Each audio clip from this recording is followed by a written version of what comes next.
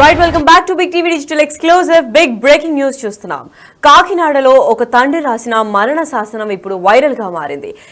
చనిపోతూ తన ఇద్దరు పిల్లలు ఈ ప్రపంచానికి పోటీ ప్రపంచానికి సరిపోరు, వీళ్ళు ఇబ్బందులు పడుతుంటే నేను చూస్తూ ఊరుకోలేను, చూడలేకపోతున్నాను, అందుకే వాళ్ళని చంపి నేను చనిపోతున్నానని లేఖలో స్పష్టం చేసి చనిపోయారు.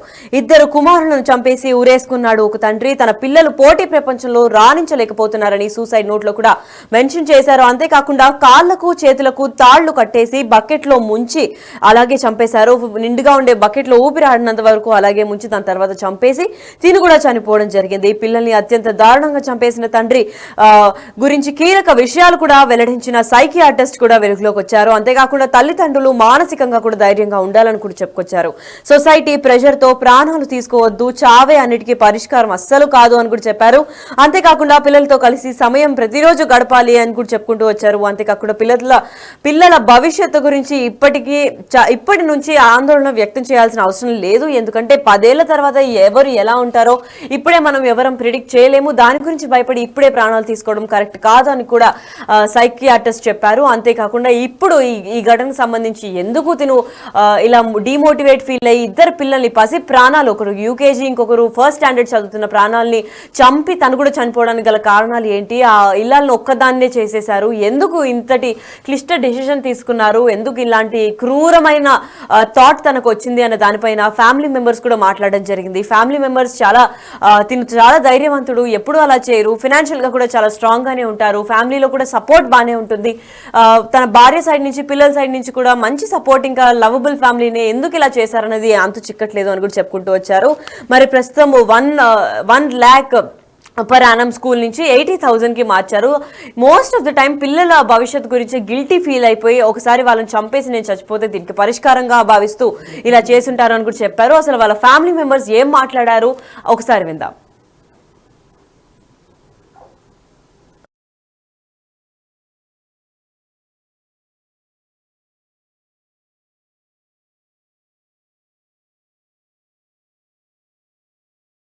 నా పేరు ఉమాశంకర్ అండి. మా బావగారి పేరు చంద్రకిషోర్ అండి. అయితే ఈయన ఓఎన్జీసీలో జాబ్ చేస్తున్నారండి.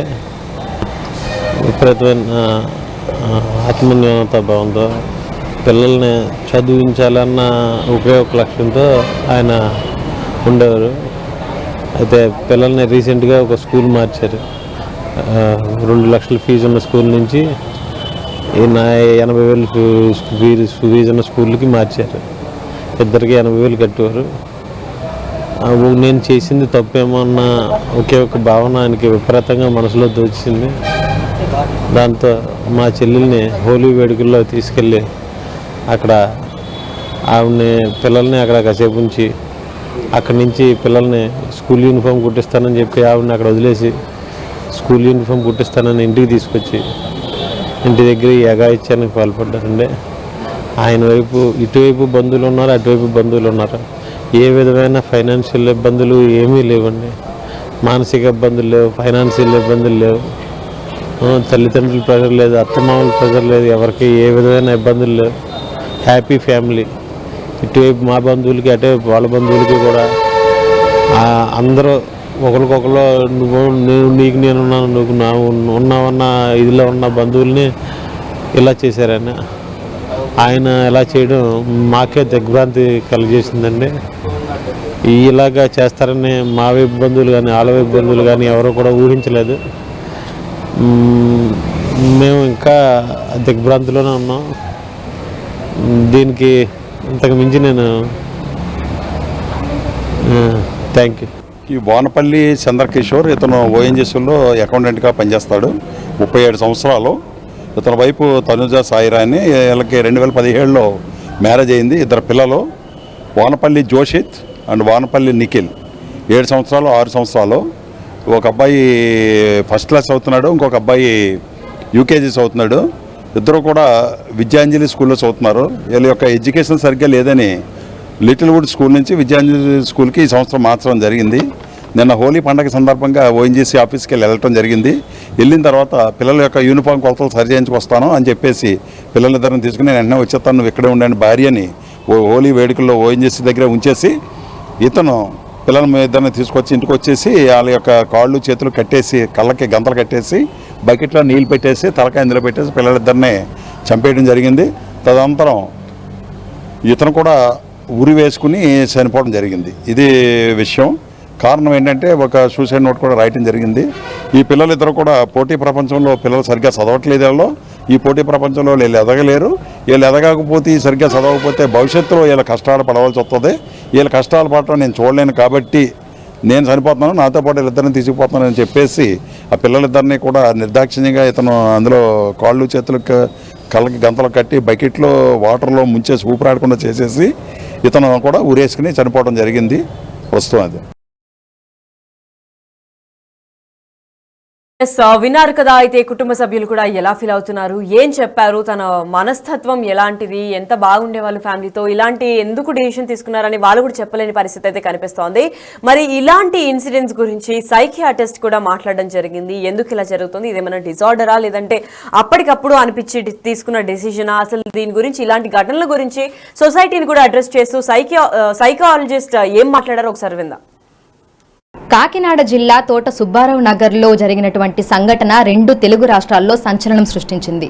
ఒక తండ్రి తన పిల్లలు సరిగ్గా చదవడం లేదని, ఈ పోటీ ప్రపంచంలో వారు బ్రతకలేరని వారిద్దరినీ చంపి తాను ఆత్మహత్య చేసుకున్నట్టు మానసికంగా ఎంతగానో కలిచివేస్తుంది. అయితే తల్లిదండ్రుల్లో ఇటువంటి ఆలోచన విధానం ఎందుకు వస్తుంది, ఎందుకు పిల్లల్ని చంపేసి వారు కూడా ఆత్మహత్యకు పాల్పడుతున్నారు, ఇందుకు సంబంధించి పూర్తి విషయాలను తెలుసుకుందాము. మనతో పాటు సీనియర్ సైకియాట్రిస్ట్ ఉన్నారు హేమంత్ జాన్ గారు. మిగతా విషయాలను ఆయన మాటల్లోనే అడిగి తెలుసుకుందాము. నమస్తే సార్. సార్, చూస్తున్నాము ఇవాళ రేపు చాలా మంది మానసిక ఒత్తిడికి గురై ఆత్మహత్యే అన్నిటికీ పరిష్కారం అని చెప్పి భావిస్తున్నారు. రీసెంట్ గా జరిగినటువంటి సంఘటన కూడా ఇందుకు పర్ఫెక్ట్ ఎగ్జాంపుల్ అని చెప్పుకోవచ్చు. ఎందుకు ఇంతలాగా మారిపోతున్నాయి మన ఆలోచన విధానాలు అంటారు? రెండండి. ఒకటేమో ఇన్ఫర్మేషన్, విపరీతమైన ఇన్ఫర్మేషన్ గూగుల్ సెర్చ్ ద్వారా, మీడియా ద్వారా మనకు రకరకాల ఇన్ఫర్మేషన్ రావడంతో two much of information is too bad అన్నట్టుగా అయ్యో ఇది అయిపోతాయని ఊహించుకోవటం. దానివల్ల ఇప్పుడు యూఎస్లో రకరకాల టారిఫ్స్ వల్ల ఇబ్బందులు అవుతున్నాయి. ఇప్పుడు వేరే దేశాలకు పోలేమన్నట్టు సిచ్యువేషన్ ఏర్పడుతూ ఉంటే ఆ న్యూస్ చదివేసి రేపటి రోజు నేను పోను కదా, కళ్ళలు కన్నవాడు నేను రేపటి రోజు అమెరికాకి వెళ్ళిపోతా, యూకేకి వెళ్ళిపోతా, కెనడాకి వెళ్ళిపోతా అన్నవాడు భయపడతా ఉంటాడు పోలేను అని. అట్లా ఒక్కొక్క ఇన్ఫర్మేషన్ చూసుకుంటా ఉంటే అవన్నీ పైలప్ అయిపోయి స్ట్రెస్ అయిపోయి సెన్స్ ఆఫ్ ఇన్సెక్యూరిటీ డెవలప్ అవుతుంది మధ్యలో. సో చాలామంది పేరెంట్స్కి మన పిల్లలు పెద్దగా మంచిగా చదువుకొని పెద్దగా అయ్యి మంచి జాబ్స్ తెచ్చుకొని బయటికి వెళ్తారు అనే ఊహలు కనుక్కుంటూ ఉంటారు. అది ఏమైపోతుందంటే అది క్రాష్ అయిపోతుంది ఇప్పుడు మెల్లమెల్లగా. That is why too much of information is bad. ఇంకో సైడ్ ఏమవుతుందంటే పిల్లల డెవలప్మెంట్ మీద చాలా ఇబ్బందులు వస్తున్నాయి. స్కూల్స్ అంత ప్రత్యేకంగా పర్టికులర్గా మానసికంగా వాళ్ళు డెవలప్ అయ్యేటట్టుగా, అకాడమికల్గా వాళ్ళకు సరిగా యూస్ఫుల్ అయ్యేటట్టుగా చదువు చెప్పటాలు ఇవన్నీ అవ్వట్లేదు. సో ఆ పర్ఫార్మెన్స్ బేసిస్ మీద కూడా తల్లిదండ్రులు చాలా టెన్షన్ పడటం, బాధపడటం, మా పిల్లలు ఇలా పెరిగిపోతున్నారు, వాళ్ళకి ఇది రావు అది రావని. ఎందుకంటే ఇప్పుడు వీడియో గేమ్స్ అంటాము, లేదా డిజిటల్ ఇన్ఫ్లుయెన్స్ అనుకుంటాము, గ్యాడ్జెట్స్ యూజ్ చేయడం వలన ఒక కారణాలు ఉండొచ్చు. కారణాలు ఏదైనప్పటికీ కూడా పిల్లల లోపల బేసిక్ రీడింగ్ రైటింగ్ లేక వాళ్ళు చదవట్లేదు, రాయట్లేదు. సో కావాల్సింది స్కూలింగ్లో రీడింగ్ అండ్ రైటింగ్ చాలా ఇంపార్టెంట్. దాని మీద ఫోకస్ ఉండట్లేదు స్కూల్స్ వాళ్ళు. ఏదో కరికులం కంప్లీట్ చేసేయాలి, చదువు చేసేసేయాలి, డిగ్రీలు తెచ్చేసుకుంటే అయిపోతుంది, పాస్ అయిపోతుంది అనే సిచ్యువేషన్లోకి వస్తుంది. కానీ పేరెంట్స్ కూడా అర్థం చేసుకోవాలి ఏంటంటే పిల్లలు స్కూల్ మీదనే డిపెండ్ అవ్వకుండా వాళ్ళు ప్రత్యేకంగా పిల్లలను వాళ్ళ ఇన్వాల్వ్మెంట్తో పిల్లల్ని డెవలప్ చేసుకోవటం వాళ్ళ బాధ్యత గమనించుకోవాలి. సో ఒక దిక్కు two much of high expectations future గురించి పెట్టుకోకుండా ఇప్పుడున్న ప్రజెంట్ సిచ్యువేషన్లో మన పిల్లలు చక్కగా డెవలప్ అయ్యేటట్టుగా గమనించుకుంటూ చూసుకుంటూ ఉంటే టెన్షన్ ఏం లే. ఒక 10 ఏళ్ల తర్వాత పిల్లలు ఎలా డెవలప్ అవుతారు, ప్రపంచం ఎలా ఉంటుంది మనకు తెలియదు. సో దాని తగ్గట్టుగా మన పిల్లల్ని సస్టైనబుల్ డెవలప్మెంట్ గోల్స్ కొరకు కావాల్సిన లైఫ్ స్కిల్స్ని డెవలప్ చేసుకుంటే ఈ టెన్షన్స్ ఉండవు. బహుశా ఇప్పుడు అయిన ఇన్సిడెంట్లో తండ్రికి ఆ టెన్షన్ బాగా ఉండిండొచ్చు. ఎందుకంటే ఆయన middle class family, well working జాబ్లో ఉన్నారు, ఫైనాన్షియల్లీ కూడా వాళ్ళు సౌండ్గానే ఉన్నారని తెలిసింది. సో ఎక్కడో 10 మంది మాట వినుకుంటూ ఇన్ఫర్మేషన్ తెలుసుకొని నా పిల్లలు ఇలా డెవలప్ కావాలి, అలా డెవలప్ కావాలి, అవ్వరేమో ఈ భయాలతో ఇట్లాంటి వేద పనులు చేస్తూ ఉంటారు. సార్, అయితే ఇందాక మీరు అన్నట్టుగానే ఆయన మంచి కార్యాలయంలోనే ఉద్యోగం చేస్తున్నాడు, మంచి పొజిషన్లోనే ఉన్నాడు, ఆర్థికంగా కూడా స్థిరపడినటువంటి కుటుంబమే. 2 పిల్లలు కూడా, ఒకరు ఫస్ట్ క్లాస్, ఇంకొకరు యూకేజీ చదువుతున్నారు. చాలా చిన్న వయసు. అయితే ఇప్పటి నుంచే వాళ్ళ భవిష్యత్తుకు సంబంధించినటువంటి అంత ఆందోళన తల్లిదండ్రులలో ఎందుకు వస్తుంది అంటారు? అదే ఇందాక చెప్పారు కదా, ఫియర్ ఆఫ్ ఇన్సెక్యూరిటీ. రేపటి రోజు ఏమవుతుందో ఏమో అని ఒక భ్రమ. అంటే వాళ్ళకు ఆ నమ్మకంలే ఫ్యూచర్ మీద. ఇప్పుడున్న పరిస్థితులు కూడా ఎలా అయిపోతుందంటే ఫైనాన్షియల్గా కానివ్వండి, జాబ్స్ కానివ్వండి, లేదా బ్రతుకుటం కానివ్వండి, అదొక పెద్ద ఛాలెంజ్గా తయారవుతూ ఉంది. ఇప్పుడే ఇలా ఉంటే మా పిల్లలు పెద్దగా అయినాక ఒక 10 ఏళ్ళ తర్వాత 20 ఏళ్ళ తర్వాత వాళ్ళ పరిస్థితి ఏందని ఊహించుకొని రకరకాల డెసిషన్స్ తీసుకోవటం ఇట్లాంటి కార్యక్రమాలు అవుతూ ఉంటాయి. సో దీన్ని గమనించుకోవాలంటే డెఫినెట్గా వాళ్ళ కౌన్సిలింగ్ అవసరం. పెద్దవాళ్ళ దగ్గర నుంచి సపోర్ట్ తీసుకోవటం, గైడెన్స్ తీసుకొని చేయటం చాలా ఇంపార్టెంట్. సార్, అయితే నిన్న జరిగినటువంటి సంఘటన ఏదైతే ఉందో, ఇద్దరు పిల్లల చేతులు కాళ్ళు కట్టేసి బకెట్లో నీళ్లు నింపి వాళ్ళ తలలు 2 బకెట్లో ముంచేసి ఊపిరాడనివ్వకుండా చేసి ఇద్దరు పిల్లల్ని చంపిన తర్వాత ఆయన కూడా ఉరివేసుకొని ఆత్మహత్య చేసుకున్నాడు. అంటే పిల్లల పట్ల ఇంత క్రూయల్ గా ఆలోచించడము తల్లిదండ్రులకు ఎలా వస్తుంది అంటారు? అంటే వాళ్ళు ఎట్లాంటి మానసికంగా ఆ సిచ్యువేషన్ లో ఉండి ఉంటారంటారు? అంటే క్రూయల్టీ అని నేను అన్నాను. బహుశా కొంచెం ఎడ్యుకేటెడ్, కొంచెం స్టాండర్డ్ మనిషి కాబట్టి అనుకుని ఉండొచ్చు, ఒక పిల్లగాన్ని నేను ఇట్లా చంపితే కాలు చేతులు కొట్టుకుంటా ఉంటాడు, అది కొట్టుకుంటానికి కాలు కట్టేయటం, చేతులు కట్టేయటం అట్లా ఊహించుకుని ఉండొచ్చు. అలా క్రూయాలిటీ నాకు తక్కువ కనబడుతుంది, కానీ యాంగ్జైటీ ఎక్కువ కనబడింది. సొంత పిల్లల్ని అట్లా చంపడము అనేది అంటే ఒక్కసారి పిల్లల్ని చంపేయాలి అని డిసైడ్ అయిపోయినప్పుడు, పిల్లల్ని చంపేసి నేను చచ్చిపోతే అయిపోతుంది అని ఎప్పుడైతే డిసైడ్ చేసుకున్నాడో వేరే అన్ని ఫాలో అప్ అవుతూ ఉంటుంది. అది పెద్దగా క్రూయాలిటీ లెక్కలకు రాదు, కానీ మానసికంగా హీఈస్ డిస్టర్బ్డ్.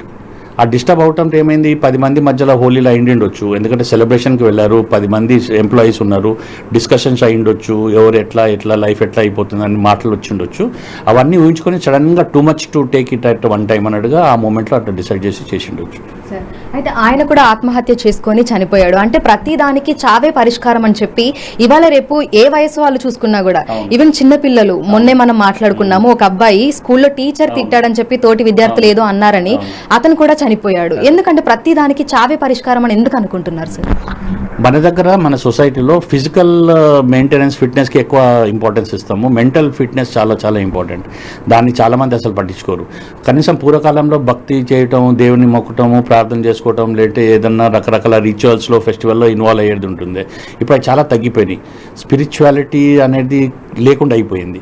అదన్నా ఉంటుంటే ఒక రకమైన మెంటల్ ఫిట్నెస్ బ్యాకప్ కొరకు ఉంటుండే. ఇప్పుడు ఎవరైతుందంటే ఎవరిని మానసికంగా సాయం, సపోర్ట్ ఇవ్వట్లేదు, ఎవరు అడగట్లేదు కూడా.